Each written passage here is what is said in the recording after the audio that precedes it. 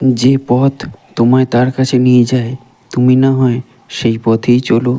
বসন্তে রং হয়ে হয়তো সে তোমায় ধরা দেবে না, কিন্তু একটা তপ্ত দুপুরে একটু ছায়া হয়ে না হয় দেখা দিক।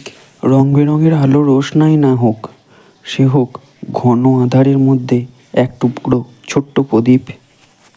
কি ভাবছো এত আবেগের কথা আমি কেন বলছি? তারও একটা কারণ আছে অবশ্যই। এরকম মায়া জড়ানো আবেগ ভরা কথা তোমাকে অনেক বলবে।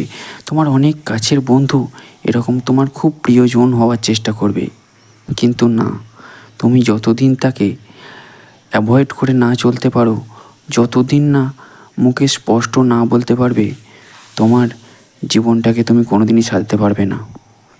খুব বড় বড় আঘাতগুলো কিন্তু খুব কাছের মানুষটাই দেয়, এই কথাটা আমাদের ভুলে গেলে চলবে না। এই কষ্ট করে হলেও না বলতে শিখুন, স্পষ্ট কথার স্পষ্ট জবাব দিতে শিখুন। মিথ্যে আবেগের স্রোতে নিজেকে না ভাসিয়ে সত্যের পথে একা থাকুন।